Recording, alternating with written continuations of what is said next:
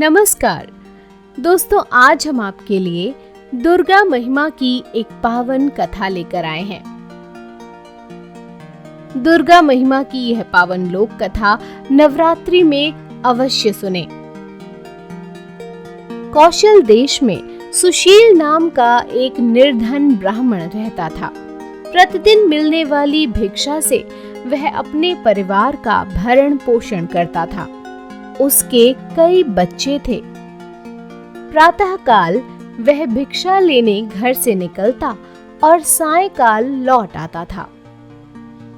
देवताओं, पितरों और अतिथियों की पूजा करने के बाद आश्रित जन को खिलाकर ही वह स्वयं भोजन ग्रहण करता था।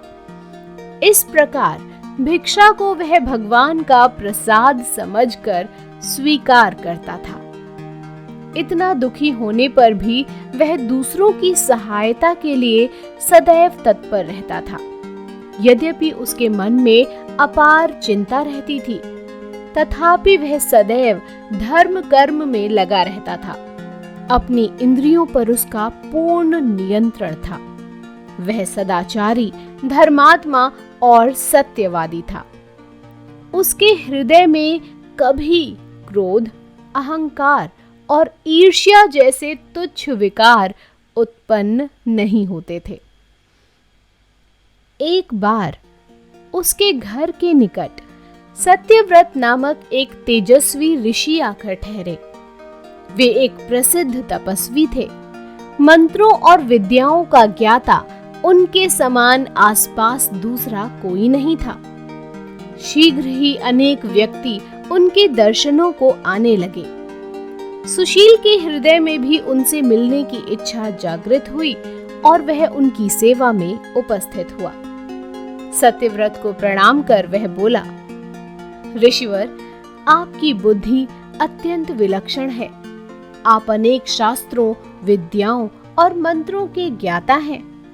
मैं एक निर्धन, दरिद्र और असहाय ब्राह्मण हूँ।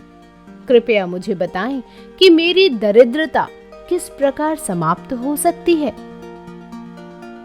सत्यव्रत ने आगे कहा, मुनिवर, आपसे यह पूछने का केवल इतना ही अभिप्राय है कि मुझ में कुटुंब का भरण पोषण करने की शक्ति आ जाए। धनाभाव के कारण मैं उन्हें समुचित सुविधाएं और अन्य सुख नहीं दे पा रहा हूं। दया निधान, तप, दान, व्रत, मंत्र अथवा जप, आप कोई ऐसा उपाय बताने का कष्ट करें जिससे कि मैं अपने परिवार का यथोचित भरण पोषण कर सकूं।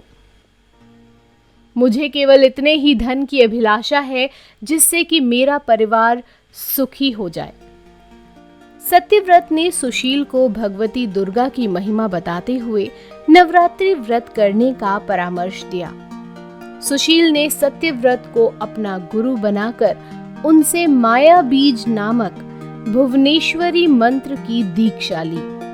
तत्पश्चात नवरात्रि व्रत रखकर उस मंत्र का नियमित जप आरंभ कर दिया।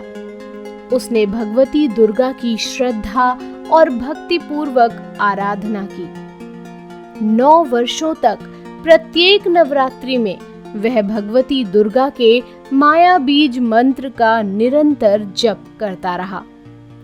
सुशील की भक्ति से प्रसन्न होकर 9वें वर्ष की नवरात्रि में अष्टमी की आधी रात को देवी भगवती साक्षात प्रकट हुईं और सुशील को उसका अभीष्ट वर प्रदान करते हुए उसे संसार का समस्त वैभव, ऐश्वर्य और मोक्ष प्रदान किया।